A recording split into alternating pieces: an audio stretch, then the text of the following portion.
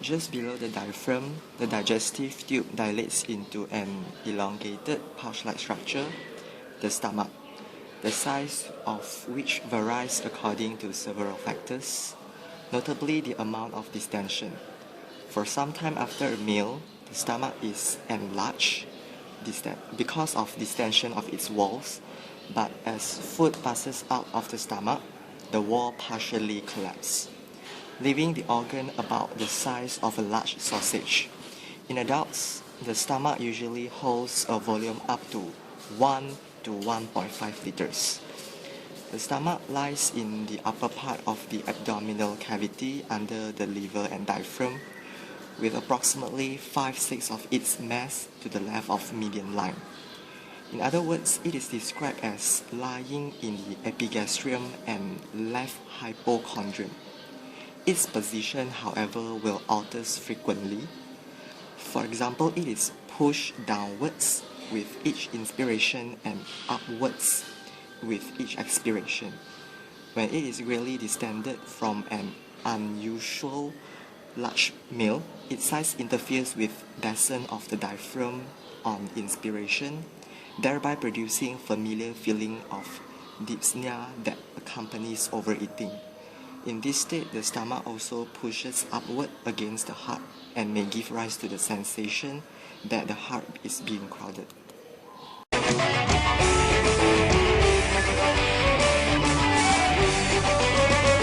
The stomach has four main regions: the cardia, fundus, body, and pyloric part.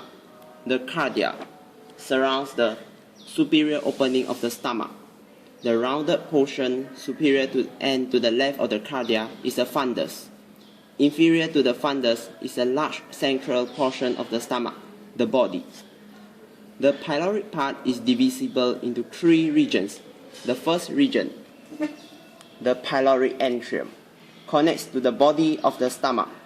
The second region, the pyloric canal, leads to the third region, the pylorus, which in turn connects to the duodenum. When the stomach is empty, the mucosa lies in large folds or rugae that can be seen with the unaided eye. The pylorus communicates with the duodenum of the small intestine via a smooth muscle sphincter called the pyloric sphincter. The concave medial border of the stomach is called the lesser curvature. The convex lateral border is called the greater curvature.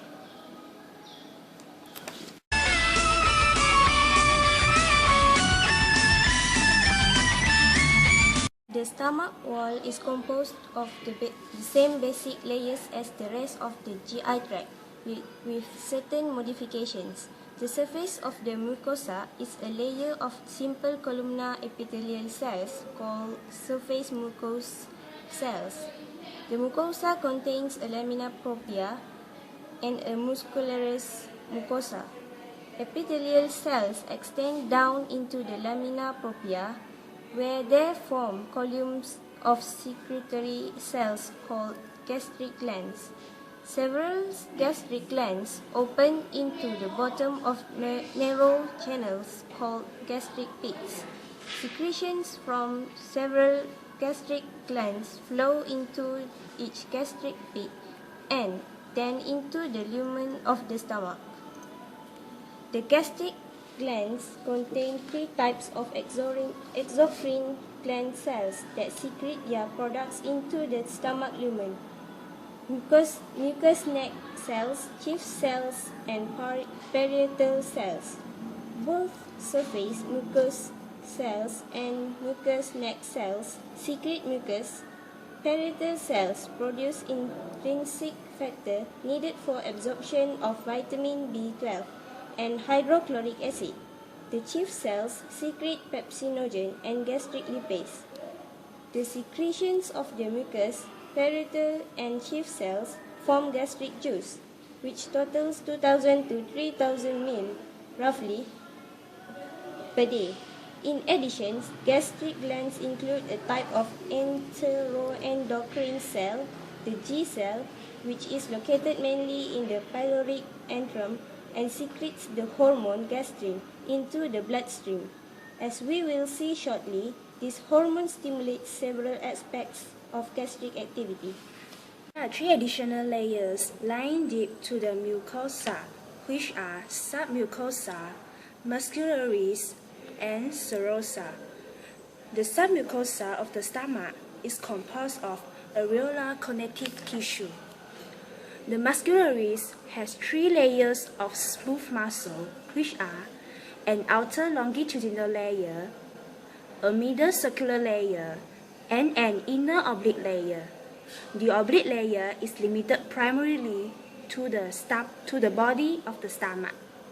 The serosa is composed of simple squamous epithelium, which is mesothelium, and areolar connective tissue.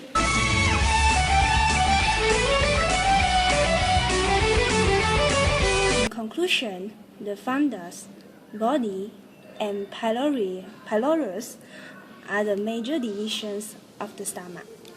The fundus is the enlarged portion to the left and above the opening of the esophagus into the stomach. The body is the central part of the stomach, and the pylorus is its lower portion. The small collar or margin of the stomach at its junction with the esophagus is often called the cardia or cardia part.